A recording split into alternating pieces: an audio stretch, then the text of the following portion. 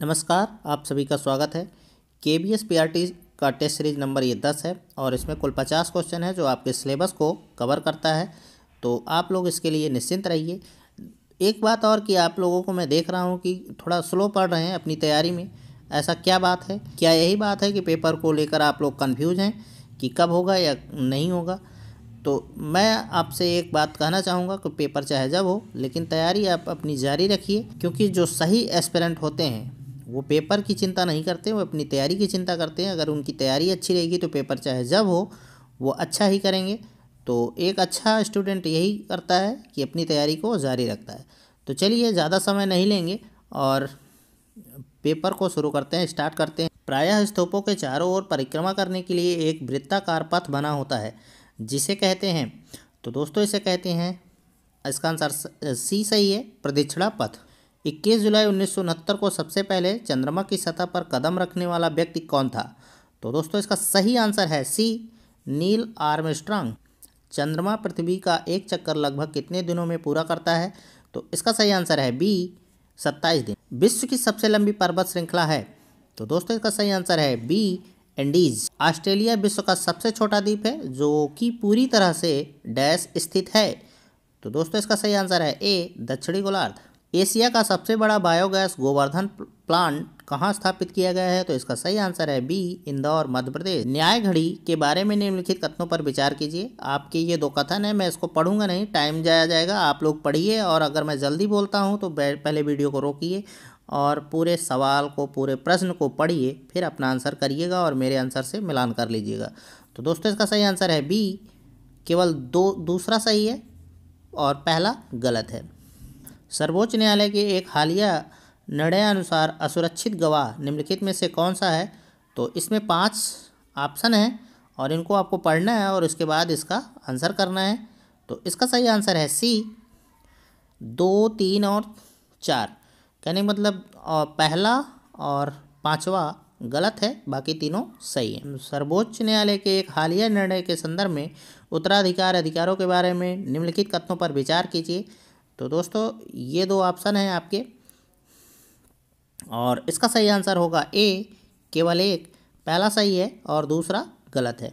राष्ट्रीय महिला आयोग के 30वें स्थापना दिवस समारोह की थीम निम्नलिखित में से कौन सी थी? तो इसका सही आंसर है C, women creator and the saver. NEET 30 के बारे में निम्नलिखित में से कौन सा कथन सही नहीं है? तो इसमें आपको बताना है कि कौन सा कथन सही नहीं है। तो इसका सही आंसर है ए, इसका पूर्ण रूप national educational alliance for technology 30 है। दोस्तों ये करंट अफेयर का क्वेश्चन है जो बहुत ही हार्ड है और मैं ऐसा नहीं कहता कि यही क्वेश्चन आएंगे, लेकिन आपको यहाँ से क्वेश्चन ज़रूर देखने के लिए मिलेंगे। तो चलिए अगला क्वेश्चन है, सामाजिक रचनावाद के बारे में निम्नलिखित कथनों पर विचार कीजिए। तो इसका सही आंसर है बी, केवल 2 सही है। ये वाला सही है, तीसरा गलत है और पहला गलत है। फ्लाई ऐश प्रबंधन और उपयोग मिशन किसके द्वारा प्रस्तावित किया गया है? तो इसका सही आंसर है बी, राष्ट्रीय हरित न्यायाधिकरण। अप्रैल-दिसंबर 2021 के दौरान भारत विदेशी प्रत्यक्ष निवेश के संदर्भ में निम्नलिखित कथनों पर विचार कीजिए। तो दोस्तों इसका दूसरा ऑप्शन सही है और बी ऑप्शन सही है और ये पहला गलत है। Which system according to the passage dominates the social system? तो दोस्तों इसका सही आंसर है A, political system. Identify the word closest in the meaning to the word perpetuate. तो दोस्तों इसका सही आंसर है C, continue. Identify the word opposite in the meaning to the word prestige. तो दोस्तों इसका आंसर है A, obscure. What is the major idea reflected in the passage? तो दोस्तों इसका सही आंसर है D, neither A nor be. While writing a notice the writer should prefer. तो दोस्तों इसका सही आंसर है बी, पैसिव वॉइस। हिंदी में जासूसी उपन्यासों के प्रसिद्ध लेखक रहे हैं? तो इसका सही आंसर है बी, गोपाल दास गहमरी। शेखर एक जीवनी किस विधा की पुस्तक है? तो इसका सही आंसर है सी, उपन्यास। इनमें से कौन सा उपन्यास अज्ञेय का है? तो इसका सही आंसर है बी, नदी के द्वीप। अपने अपने अजनबी उपन्यास के लेखक कौन है? तो इसका सही आंसर है सी, अज्ञेय। चौथाई शब्द विशेषण है? तो दोस्तों इसका सही आंसर है डी, अपूर्णांक बोधक विशेषण। संचारी भावों की कुल संख्या है, तो इसका सही आंसर है सी 33। वाक्यम रसात्मकम काव्यम कहने वाले आचार्य कौन थे, तो इसका सही आंसर है बी विश्वनाथ।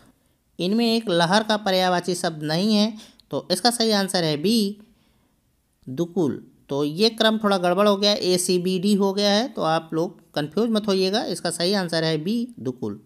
इनमें से एक शब्द देवता का पर्याय है, तो इसका सही आंसर है बी विबुध। बगीचा का पर्यायवाची शब्द है, तो इसका सही आंसर है सी आराम। बुद्धि का एकल घटक या एकल अव्यय सिद्धांत दिया था, तो दोस्तों इसका सही आंसर है सी अल्फ्रेड बिने। बहिर्मुखी प्रवृत्ति के व्यक्ति होते हैं, तो इसका सही आंसर है ए सामाजिक एवं मित्रतापूर्ण व्यवहार। सामाजिक पैमाने की विधि के अनुसार इनमें से सुपरस्टार अतिमानव होता है जिसे कहते हैं, तो दोस्तों इसका सही आंसर है ए ज़्यादातर लोगों को द्वारा चयन किया जाता है। व्यक्तित्व के मूल्यांकन हेतु प्रयुक्त शब्द साहचर्य परीक्षण विधि का प्रयोग जुंग द्वारा किस वर्ष में किया गया था, तो इसका सही आंसर है डी 1910। दोस्तों, अगर आपको कंटेंट पसंद आ रहा है, टेस्ट सीरीज सॉल्व कराने का तरीका पसंद आ रहा है, तो चैनल को ज़रूर सब्सक्राइब कर लीजिएगा अगर अभी तक आपने चैनल को सब्सक्राइब नहीं किया है तो। और हो सके तो आप शेयर भी करिए और लाइक ज़रूर किया करिए, इससे थोड़ा सा मोटिवेशन मिलता है, आप लोगों का जब प्यार मिलता है। तो चलिए आगे देखते हैं। लंबाई, भार, त्वचा का रंग, पैर, आँखों एवं बालों का रंग में विविधता तथा विचलन को कहते हैं, तो इसका सही आंसर है बी भौतिक अंतर। इनमें से किस घटक के प्रभाव से शैक्षिक पिछड़ापन नहीं उत्पन्न होगा, तो दोस्तों इसका सही आंसर है सी परिवार का पेशा।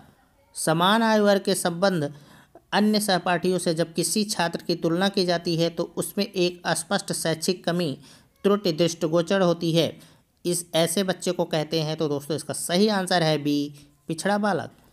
किसने यह कहा कि सृजनशील मानव मस्तिष्क द्वारा संबंधों को रूपांतरित करके नई विषय वस्तु का रचनात्मक सृजन कर नए अंतः संबंधों का विकास करने की शक्ति का पर्याय है, तो दोस्तों इसका सही आंसर है सी स्किनर। IPC का पूरा अर्थ है, तो दोस्तों इसका सही आंसर है बी भारतीय दंड संहिता।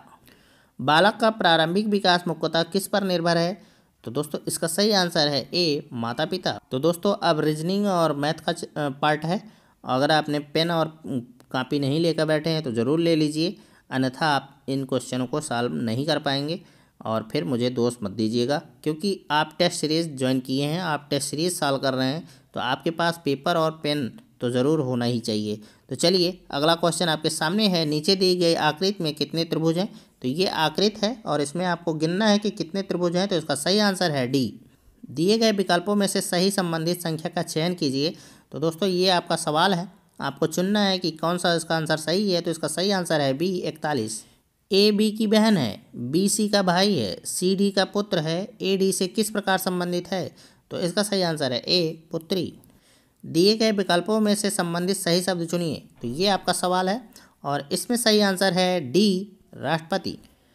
निम्नलिखित शब्दों को सार्थक क्रम में व्यवस्थित कीजिए, तो ये शब्द आपके दिए गए हैं और इनमें से आपको सही सार्थक क्रम में लगाना है, तो इसका सही आंसर है बी 3 1 2 4 5। 100 संतरे ₹400 में खरीदे गए तथा ₹60 प्रति दर्जन की दर से बेच दिए गए, प्रतिशत लाभ क्या होगा, तो इसका सही आंसर है सी 25। सायं 3:21 से 5 घंटे 28 मिनट पहले क्या समय था, तो इसका सही आंसर है डी प्रातः 9:53। सबसे छोटी अभाज्य संख्या है, तो दोस्तों इसका सही आंसर है सी 2। यदि किसी लीप वर्ष का पहला दिन मंगलवार हो तो उस वर्ष का अंतिम दिन होगा, तो दोस्तों इसका सही आंसर है ए बुधवार।